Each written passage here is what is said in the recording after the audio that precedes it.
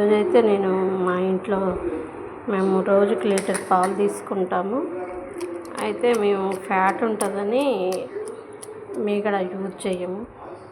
కానీ ఇట్లా అంతా ఒక దగ్గర ఒక 15 డేస్కి ఒకసారి ఇలా చేస్తాను. నేను మజ్జిగ చేసి ఇట్లా వెన్న తీస్తాను. దాదాపు ఇది 15-25 డేస్ది. చూడండి ఎంత వచ్చిందో. మాకు గేదెలు వాళ్ళు మంచిగా పోస్తారండి పాలు. అందుకే నాకు 1 మంత్కి వచ్చేసి 1 కేజీ అట్లా కేజీ-పావు అట్లా నెయ్యి వస్తుంది. నాకు పాలు వచ్చేసి 75 రూపీస్ పడతాయండి. కానీ అందులో సగం మళ్ళీ నెయ్యి నేను వెన్న తీసిన తర్వాత నెయ్యి 1 మంత్ 1.5 మంత్ తీస్తా. దాదాపు 1000-1500 వస్తాయండి. ప్రతిసారి తీసినప్పుడల్లా కేజీన్నర అట్లా వెన్న వస్తుందండి నాకు.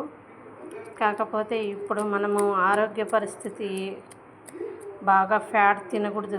అందువల్ల నేను తీసి ఏం చేస్తాను, మా పిల్లలకి సున్నుండలు నెయ్యితో చేసినవి, పాయసము ఇలా చేస్తాను.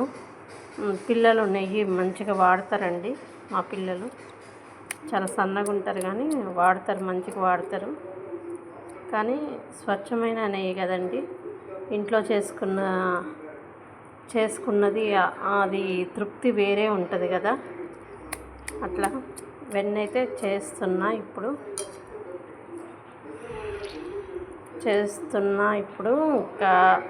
ఇంకా చాలా వెళ్ళొద్దండి. ఇంకా ఒక 1/2 కేజీ పైనే ఉంది. ఇంకా చూడండి ఎంత వెళ్ళిందో.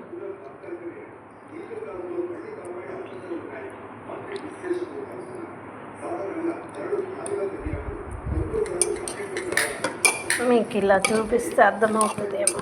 చూపిస్తే నాకు ఇల్లు ఇవ్వట్లేదండి.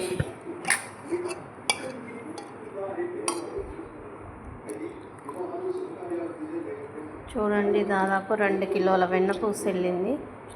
2 కిలోల పైనే ఉంటుందండి వెన్నపూస. ఇంత వెళ్ళింది.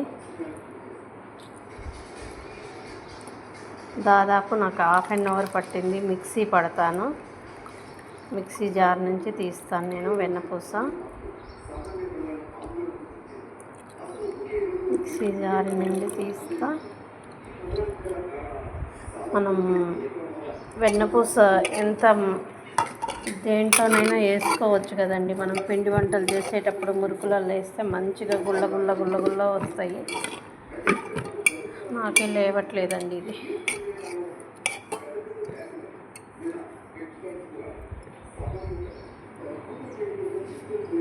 లేవట్లేదండి నాకే. మొత్తం ఒకటి తీసి చూపిద్దాం అనుకుంటే లేవట్లేదు. సరే, తర్వాత ఇంకొక చిన్న వీడియో చేస్తాను. బాయ్ అండి.